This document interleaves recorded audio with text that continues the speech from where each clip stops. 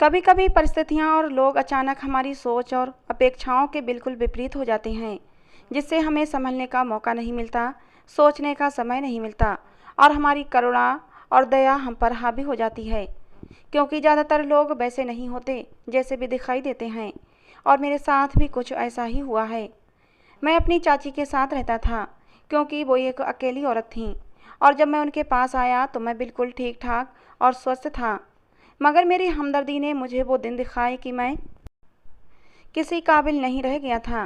चाची ने मेरे साथ जो कुछ किया, मैं सोच कर भी कांप उठता हूँ कि कोई इंसान इतना बेशर्म कैसे हो सकता है। चाची के पास रहते हुए मुझे कुछ ही समय हुआ था कि अचानक ही मेरी तबीयत तेज़ी से गिरने लगी थी, और मैं पिछले कुछ दिनों से अपनी तबीयत बहुत ही ख़राब महसूस कर रहा था। मेरा सर भी बहुत ही भारी था। आज भी जैसे ही मैं सुबह उठा तो मुझे बहुत ही ज़्यादा कमज़ोरी महसूस हो रही थी। मेरे पैरों में तेज़ दर्द था, और ये सब मेरी समझ से बाहर था। आखिर मेरे साथ ये सब क्या हो रहा था? वैसे तो मैं बिल्कुल ठीक था, मुझे कोई चोट भी नहीं लगी थी। बस इतना पता था कि जब से चाची के पास रहने आया था, तब से ही मुझे टांगों के दर्द की बीमारी शुरू हो गई थी। मैं हिम्मत करके उठा और हाथ मुंह धोकर बाहर आंगन में निकल आया। चाची घर की सफाइयाँ कर रही थीं। मुझे देखकर मुस्कुराईं और मेरे पास आकर बैठ गईं और मेरा माथा चूम लिया। बोलीं, उठ गया मेरा शहजादा। और फिर पास पड़े सोफे की तरफ इशारा किया और बोलीं, यहाँ बैठो, मैं अभी तुम्हारे लिए नाश्ता लेकर आती हूँ। चाची का अंदाज बिल्कुल मेरी माँ के जैसा था। उनका रवैया अब मुझे बिल्कुल मेरी माँ के जैसा लगता था। वो मुझसे मेरी माँ की तरह ही प्यार करती थीं। मैं उनके कहने पर पास पड़े सोफे पर बैठ गया और चाची नाश्ता बनाने चली गईं। उनको मुस्कुराता देखकर मुझे भी सुकून हो गया था, और भगवान का धन्यवाद किया कि अब मेरी चाची ज़िंदगी की तरफ लौट रही थीं और मुस्कुराना और बोलना भी शुरू कर दिया था। और ये सब मेरी माँ की कुर्बानी की वजह से हुआ था। वो मेरे आने से पहले की तरह हो गई थीं, वरना कुछ समय पहले होने वाले हादसे ने उनके चेहरे की हंसी ही छीन ली थी। ये एक ऐसा हादसा था जिसमें चाची के जीने की आस ही ख़त्म हो गई थी। चाची के जवान बेटे की मौत ने उन्हें अंदर तक हिलाकर रख दिया था। चाची के जवान बेटे के मौत ने उन्हें अंदर तक हिलाकर रख दिया था। चाची के बेटे की अचानक मौत ने चाची को पागल सा कर दिया था। मेरा चचेरा भाई कुछ महीने पहले ही इस दुनिया से चला गया था। उसे ना तो कोई बीमारी थी न तकलीफ थी, मगर जाहिर सी बात है, मौत के लिए कोई समय तय नहीं है कि किस समय आ जाए। जिसका जब समय आता है वो भगवान के पास चला जाता है। लेकिन हम इंसानों के अंदर इतना सब्र कहाँ है, हम सब्र नहीं कर पाते और जाने वाले के पीछे रो रो कर खुद को हलकान कर लेते हैं। हम ये नहीं सोचते कि भगवान ने जो दिया है उसे वो ले भी सकता है। कितना भी शक्तिशाली इंसान क्यों ना हो, उसे भगवान के पास लौट कर जाना ही पड़ेगा। मेरी चाची भी अपने बेटे के मौत के गम में पागल हो गई थीं और बुरी तरह चीख चीख कर अपने बेटे के लिए रोती थीं। वो मेरी चाची का इकलौता बेटा था और चाची अपने बेटे पर जान छिड़कती थीं। चाची की ज़िंदगी बेटे से शुरू होकर बेटे पर ही ख़त्म होती थी। मेरे चाचा की मौत तो बहुत पहले हो गई थी। मेरे चाचा की मौत बहुत पहले हो गई थी। मेरे चाचा अपने पीछे बहुत सारी दौलत जायदाद छोड़ गए थे, इसलिए मेरी चाची को पैसों की कोई कमी नहीं थी। बस उनका एक ही बेटा था और उसे उन्होंने अपने कलेजे से लगाकर पाला था। जीने का एक सहारा बस उनका बेटा ही था। बहुत ही लाड प्यार से उसको पाल पोस कर बड़ा किया था। उसे ज़िंदगी का हर सुख दिया था। उसकी ऐसी कोई इच्छा न थी जो चाची ने पूरी ना की हो। चाची का बेटा यानी मेरा कजिन बहुत ही आराम से अपनी ज़िंदगी जी रहा था, मगर इसके बावजूद भी मेरे कजिन में नखरा नाम का कोई शब्द भी नहीं आता था। वो बहुत ही हंसमुख और मिलनसार लड़का था। उसने अपने लाडलेपन और अमीर होने का कभी नाजायज़ फ़ायदा नहीं उठाया था, और सच तो ये था कि उसकी मौत का हमें भी बहुत सदमा पहुंचा था। वो उन लोगों में शुमार होता है जो मरते हैं तो सबकी ज़ुबान पर सिर्फ अफसोस और तारीफ़ ही होती है। ऐसा नहीं था कि वो मरकर ही अपनी अहमियत जता गया था, बल्कि जब वो जिंदा था तब भी पूरा ख़ानदान और जानने वाले उसकी बहुत तारीफ़ें करते थे, जिस पर चाची का सर गर्व से ऊंचा हो जाता था। गर्व से सर उठाकर कहती कि आखिर बेटा किसका है। और जब वो मरा तो सबके ही लिए बहुत अफसोस की बात थी। तब मेरी मम्मी से चाची की पागलों जैसी हालत देखी नहीं गई और उन्होंने अपने दूसरे नंबर वाले बेटे यानी कि मुझे चाची को सौंप दिया था, ताकि चाची का दिल बहल जाएगा और चाची को थोड़ा सब्र आ जाएगा। इस तरह अब मैं पूरी तरह से चाची के साथ रहने लगा था। चाची भी शुरू में तो मुझे घूरती रहती थीं और मुझे साफ महसूस होता था जैसे वो मुश्किल से ही मुझे बर्दाश्त कर रही हैं, मगर फिर भी हर समय मुझे सामने देखकर वो धीरे धीरे संभलने लगी थीं और अब मेरा बहुत ही ख्याल रखने लगी थीं। मुझे अपने बेटे का सामान और कमरा भी दे दिया और ख़ुद मेरे पास सोने लगी थीं। मैं समझता था वो अपना बेटा खोने के बाद बहुत ज़्यादा डरने लगी हैं, इसीलिए मेरे साथ सोती हैं। रात को मुझे अकेला कमरे में नहीं छोड़ती। मैं भी चाची की इस ममता पर खुश हो गया था और उन्हें अपने कमरे में सोने देता था। लेकिन आधी रात को जब मेरी आँख खुलती तो चाची मुझे जागी हुई मिलती थीं, मगर मुझे जागता हुआ देखकर वो सोती बन जाती थीं। कुछ दिन तो धीरे धीरे ऐसे ही गुजर गए। मेरी नींद अब बहुत ही गहरी होने लगी थी। रात का सोया अब मैं सुबह को ही उठता था और जब मैं सुबह उठता तो मेरी टांगें बेजान सी महसूस होती थीं। शुरू शुरू में अपनी हालत को मैंने थकान समझ लिया, हालांकि मैं कोई बहुत भारी काम भी नहीं करता था, बस बाहर निकलकर दोस्तों के साथ घूम लेता था और अब तो वो भी छोड़ दिया था और सारा दिन घर पर पड़ा रहता। मगर मेरी हालत ठीक होने की बजाय वैसी की वैसी ही थी, बल्कि और भी ज़्यादा ख़राब रहने लगी थी। अब तो मेरा पूरा शरीर ही दर्द करने लगा था। मैं परेशान रहने लगा। चाची को भी बताया, मगर उन्होंने ये कहकर टाल दिया कि थकान होगी, आराम कर लो। तंग आकर मैंने अपने घर वालों को बताया तो वो लोग मुझे डॉक्टर के पास लेकर गए। डॉक्टर ने मेरा चेकअप किया तो डॉक्टर की चीख निकल गई, क्योंकि चाची रोज़ाना मेरे साथ। मेरा नाम मोहित है, मेरी उम्र 18 साल है और मैं एक अच्छे खाते पीते घराने में पैदा हुआ था। हम 5 बहन भाई थे। मेरे पिता का अपना कपड़े का कारोबार था, जिसकी आमदनी से हमारी अच्छी गुजर बसर हो रही थी। मेरे पापा सिर्फ 2 ही भाई थे। चाचा के मुकाबले मेरे पापा का बिजनेस छोटा था और हम बहन भाई भी ज़्यादा थे, मगर पापा ने फिर भी हमें बहुत अच्छा खिलाया पिलाया और पढ़ाया लिखाया था। जबकि मेरे चाचा का एक ही इकलौता बेटा था। चाचा के मरने के कुछ ही समय पहले उसने जन्म लिया था। चाचा की मौत एक हादसा थी। एक रोड एक्सीडेंट में उनकी मौत हो गई थी। चाचा की मौत से चाची बहुत ज़्यादा टूट गई थीं, लेकिन अपने बेटे को देखकर उनके अंदर जीने की उमंग जागी थी। चाची ने अपने बेटे को बहुत ही मोहब्बत से पाला था। बाप की कमी तो औलाद को रहती ही है, मगर चाची ने पूरी कोशिश की थी कि मेरा कजिन बाप की कमी को ज़्यादा महसूस न करे। वो मेरे कजिन के मुंह से कोई भी फरमाइश सुनती तो उसे ज़रूर पूरा करती थीं। मगर हमारी ज़िंदगी अलग थी। हमारा खाना पीना पहनना ओढ़ना अच्छा तो था, लेकिन पढ़ाई के खर्चे और घर के दूसरे खर्चों की वजह से पापा की कमाई का एक बड़ा हिस्सा उनमें खर्च में निकल जाता था। मेरी माँ कुछ पैसे भी बचा रही थीं ताकि बच्चों की शादी के समय उन्हें दूसरों का मुँह ना तकना पड़े। इसलिए हम बहन भाई अपनी इच्छाओं को सीमित रखते थे, मगर हमारे कजिन की बात अलग थी। चाची का तो बस नहीं चलता था पूरी जायदाद अपने बेटे के ऊपर एक बार में ही निछावर कर दें। चाची और मेरी माँ में बहुत ही अच्छी दोस्ती थी और इसमें सबसे ज़्यादा हाथ मेरी माँ की मिलनसार और हमदर्द तबीयत का था, वरना चाची अपने आप में ही रहने वाली इंसान थीं। उनका सारा ध्यान तो और सारा प्यार तो बस अपने बेटे के लिए ही था। उन्हें किसी से कोई मतलब ही नहीं था। जब हमारे चाचा जिंदा थे तब चाचा और हम सब साथ में मिलकर रहते थे, मगर चाचा की मौत के बाद चाची अपने बेटे को लेकर एक महंगे घर और बहुत ही अच्छे इलाके में रहने लगी थीं। लेकिन हमारे बीच का जो प्यार का संबंध था, रिश्ता था, वो ख़त्म नहीं हुआ था। हम अक्सर चाची के घर चले जाया करते थे और मेरा कजिन भी हमारे घर चला आया करता था।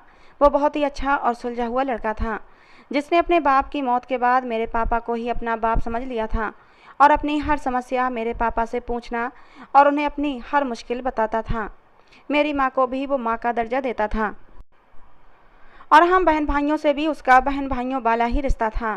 क़यामत तो हम पर तब टूट पड़ी जब एक रोज़ अचानक ही सुबह सुबह मेरे भाई के मरने की खबर मुझे मिली। हम सबको बहुत बड़ा सदमा पहुंचा था और हम लोग सबके सब दंग रह गए थे, क्योंकि वो एक दिन पहले ही हम सब से मिलकर गया था और उस समय वो बिल्कुल ठीक ठाक और एकदम स्वस्थ था। फिर सुबह सुबह अचानक उसे क्या हो गया था। इंसानों के अंदर ये तो नेचुरल है कि जब हम किसी के मरने की खबर सुनते हैं तो उसकी मौत का कारण भी खोजने लगते हैं। हमें लगता है कि वो इंसान मरा है तो ज़रूर इसके पीछे कोई वजह होगी, हालांकि मौत के लिए किसी कारण का होना ज़रूरी नहीं होता। हम भी अपने कजिन की मौत पर हक्का बक्का रह गए थे और रोते हुए चाची के घर पहुँचे थे। सामने ही हमारा कजिन अपना बेजान शरीर लिए हुए गहरी नींद में सो रहा था और ये दृश्य हमारे लिए इतना दर्दनाक था कि हमारा दिल फटने वाला था। ऐसा पहली बार हुआ था जब हम वहाँ पहुँचे हों और हमारा कजिन दरवाजे से ही हमें लेने नहीं आया था, बल्कि हमें उस तक जाना पड़ा था। चाची की जोरदार चीखों से पूरा घर गूंज रहा था, जिसकी वजह से सबकी ही आंखों में आंसू बह रहे थे। चाची का सदमा हम सबसे बड़ा था, वो तो उनके जीने की इकलौती वजह थी। हम सब भी रोते हुए चाची के पास पहुँचे और अपने कजिन के मौत के पीछे का कारण जानने लगे। तब चाची ने रोते हुए बताया था कि रात को तो अच्छा भला था, खाना पीना भी चाची के साथ किया था, और फिर बोला था कि मेरी तबीयत कुछ ठीक नहीं लग रही है, मैं आराम करना चाहता हूँ। चाची ने बताया कि फिर मैंने उसे आराम करने के लिए उसे उसके कमरे में भेज दिया था, मगर सुबह जब कॉलेज जाने के लिए चाची उसे जगाने उसके कमरे में पहुंची तो उसका शरीर बेजान हो चुका था। उसकी अचानक मौत ने सबको ही चौंका दिया था। चाची के लिए ये बहुत बड़ा सदमा था। वो तो लगभग पागल ही हो गई थीं और ज़ोर ज़ोर से चीख चीख कर अपने बेटे को पुकार रही थीं। जब हमारे कजीन के शरीर को अंतिम संस्कार के लिए ले जाया जाने लगा, तब चाची बेहोश होकर गिर पड़ी थीं। मेरी माँ भी बहुत उदास थीं और चाची को संभाल रही थीं। आसपास के लोग चाची के लिए अफसोस कर रहे थे कि इतनी ज़मीन जायदाद और चाचा का चलता कारोबार अब किसके हवाले करेंगी, क्योंकि पति तो पहले ही मर गया था और अब जवान बेटा इकलौता सहारा था, वो भी छोड़कर चला गया। लोगों की इस तरह बातों पर मेरी मम्मी को बहुत अफसोस हुआ था। जिसका जवान बेटा छोड़कर चला गया हो, उसे भला अब दौलत जायदाद से क्या करना। सबसे कीमती चीज़ तो औलाद ही होती है। जब वही नहीं रही तो दौलत जायदाद तो बेमोल हो जाती है। एक माँ के लिए तो उसकी पूरी दुनिया उसका बच्चा ही होती है, और वही दुनिया चाची की लुट चुकी थी। चाची को बहुत देर बाद बहुत ही मुश्किलों से होश में लाया गया था, मगर जैसे ही होश में आने के बाद उन्होंने अपने बेटे को अपने पास नहीं देखा तो वो उल्टी सीधी बातें करने लगीं। कभी कहती कि उनके बेटे को किसी ने मार डाला है, कभी वो चीखने लगती कि उनका बेटा जिंदा है, अपने कमरे में सो रहा है, जल्दी से उसे उठाकर लाओ, मैं उसके लिए नाश्ता बनाती हूँ।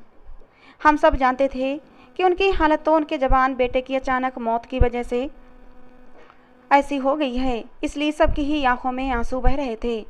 मेरी माँ ने जब ये देखा तो वो परेशान हो गई, क्योंकि हम सारी ज़िंदगी चाची के पास नहीं रह सकते थे और अब चाची अपने बड़े से अकेले घर में कैसे रहती। हम लोगों को तो अपने घर भी जाना था, क्योंकि हमारा अपना घर था। मम्मी ने चाची को साथ चलने को कहा, मगर वो नहीं मानी। उन्होंने कहा कि मैं इसी घर में रहना चाहती हूँ, क्योंकि कभी भी मेरा बेटा यहाँ आ सकता है। चाची की ऐसी बातें सुनकर उन्हें अकेला छोड़ने को बिल्कुल भी दिल नहीं कर रहा था। फिर तय ये हुआ कि हम में से किसी एक को चाची के पास रुक जाना चाहिए, ताकि वो अकेली ना रहें, और जो कोई उनका अच्छे से ख्याल रख सके वही उनके पास रुके। मेरी बहनों को अकेला नहीं छोड़ा जा सकता था और बड़ा भाई चाची के पास रहने को तैयार नहीं था, इसलिए सब घर वालों ने मुझे ही चाची के पास छोड़ दिया और मुझे समझा बुझा कर चले गए। शुरू शुरू में तो चाची का रवैया वैसे का वैसा ही था।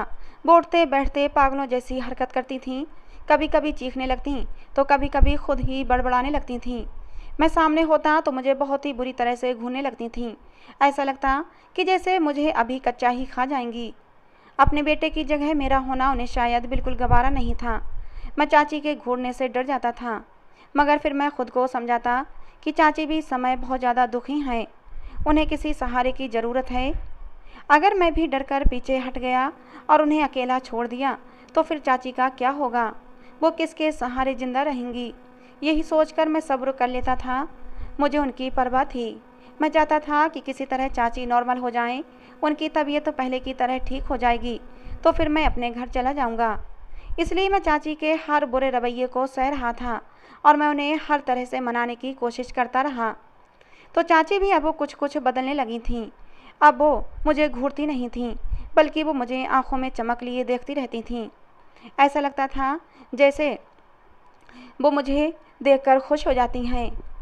एक दिन वो मुझे पकड़कर अपने बेटे के कमरे में ले गईं और उसका सारा कीमती सामान उठा कर मुझे देने लगीं। चाची के अंदर आए इतने बड़े बदलाव पर मैं हैरान था, मगर मैं खुश भी था कि चलो मैंने चाची को दुखों के समंदर से निकाल लिया है। धीरे धीरे चाची अब नॉर्मल हो रही थीं, ज़िंदगी की तरफ लौट आई थीं, और मेरा ये सोचना बिल्कुल सही निकला था। चाची बहुत ज़्यादा संभलने लगी थीं, मेरे लिए अपने हाथों से खाना बनाती और मुझे अपने पास बिठाकर मुझे अपने हाथों से खाना खिलाती। ज़्यादातर समय मेरे आसपास ही रहती, बहाने बहाने से मेरे सारे काम करतीं। मैं भी चाची के इस रवैये पर बहुत खुश था कि चलो धीरे धीरे ही सही, चाची अब ठीक हो रही हैं। लेकिन अब भी अगर मैं रातों को जागता तो चाची मुझे जागती हुई मिलती थीं। मुझे चाची की अब भी चिंता रहती थी।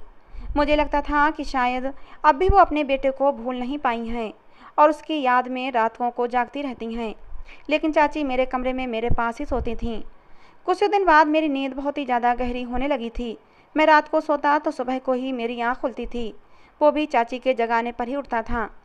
मैंने इस बात पर ज़्यादा ध्यान नहीं दिया क्योंकि मुझे यही लगता था कि दिन भर की थकान की वजह से शायद रात को मैं गहरी नींद सो जाता हूँ। लेकिन इतनी लंबी नींद लेने के बाद भी मेरी सेहत अचानक धीरे धीरे गिरने लगी थी।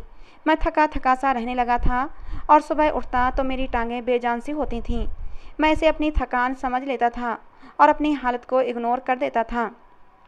अपनी तरफ से पूरा आराम करने की कोशिश करता, मगर मुझे कोई फ़ायदा नहीं हो रहा था। धीरे धीरे मेरे चेहरे की चमक भी ख़त्म होने लगी थी।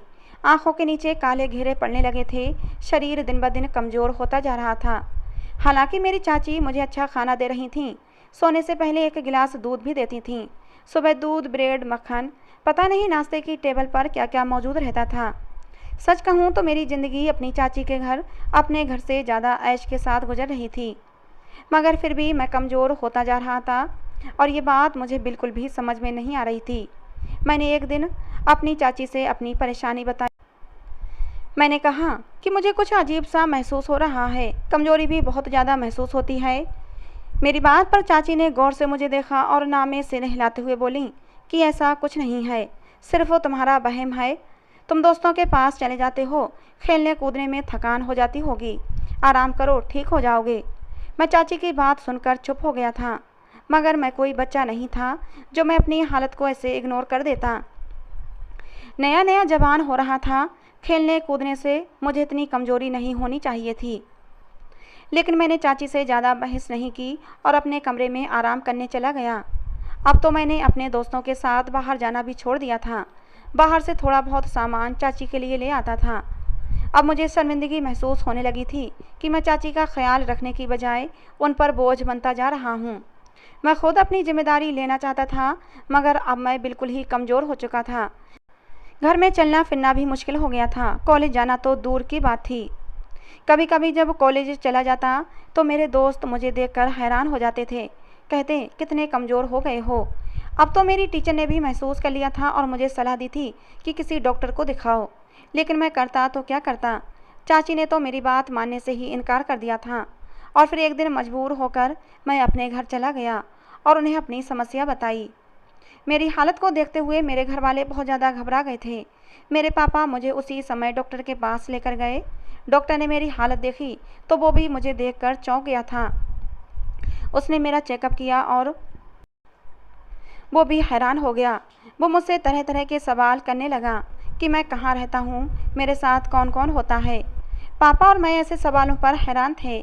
मैंने डॉक्टर को बताया कि मैं अपनी चाची के साथ रहता हूँ और घर में सिर्फ मेरी चाची के अलावा और कोई नहीं होता। डॉक्टर ये बात सुनकर हैरान रह गया था।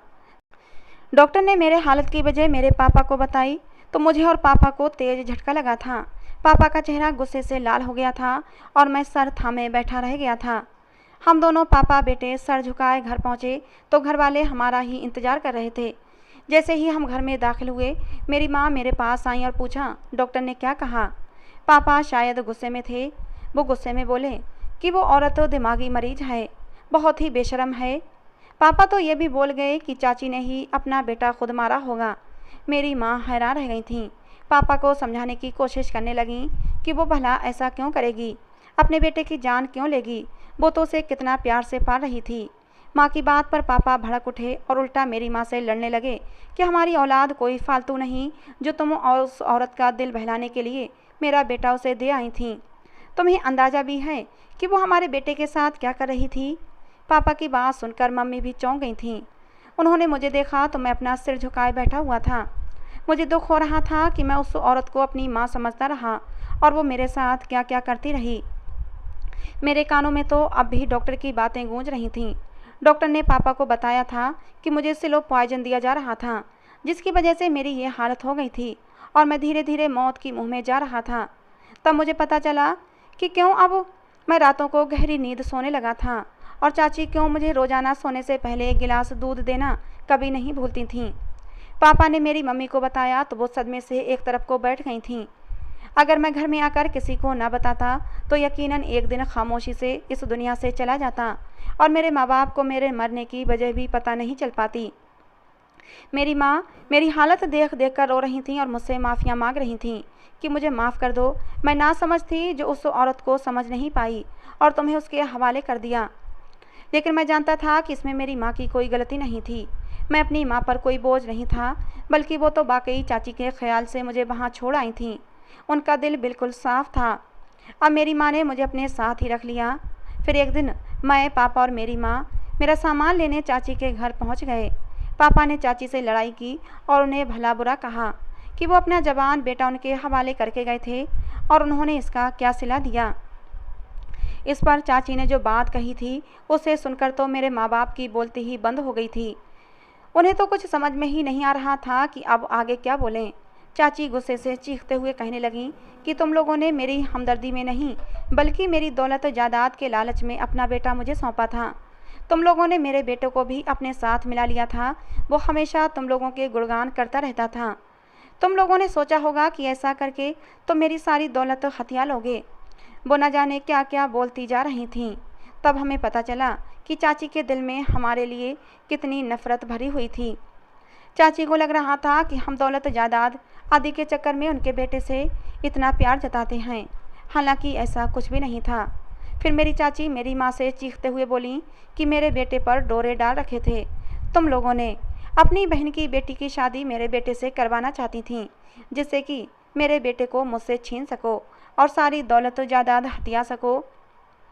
उस दिन भी मेरा बेटा मेरे पास यही कहने आया था कि माँ, ताई जी की बहन की बेटी से मैं शादी करना चाहता हूँ, मैं उसे पसंद करता हूँ। और मैं फ़ौरन समझ गई थी कि ये सब पट्टी तुम्हारी पढ़ाई हुई है। मैंने फ़ौरन मना कर दिया था। मैंने अपने बेटे की सारी इच्छाओं को पूरा किया था, लेकिन मैं उसकी ये इच्छा हरगिज पूरी नहीं कर सकती थी। मेरा बेटा मेरी बहुत इज्जत करता था, मेरी सारी बातें मानता था।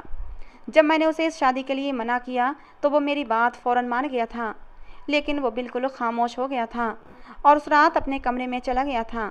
लेकिन सुबह अपने कमरे में बेजान शरीर के साथ मिला था। मेरे बेटे की मौत कोई हादसा नहीं थी, बल्कि मुझे विश्वास है कि तुम लोगों ने ही मेरे बेटे के साथ कुछ गलत किया था। चाची की इस घटिया सोच पर हम लोग कांप कर रह गए थे। मेरी माँ ने जब मुझे चाची के हवाले किया था कि आज से ये तुम्हारा बेटा है, तो चाची को और भी ज़्यादा विश्वास हो गया था कि हम सच में उनसे दौलत हथियाना चाहते हैं, तभी उनके घर में अपना बेटा दे रहे हैं। वो पहले तो खामोश रहीं, मगर फिर सोचा कि अगर हम लोग उनका बेटा छीन सकते हैं तो वो भी हमारे घर का जवान बेटा उनसे छीन सकती हैं, और फिर इसीलिए उन्होंने मेरे साथ वो घटिया हरकत की थी। पापा ने गुस्से से कहा कि हमें तुम्हारी दौलत का कोई लालच नहीं है। जो मरा वो सिर्फ तुम्हारा बेटा नहीं बल्कि मेरे भाई की आखिरी निशानी भी था।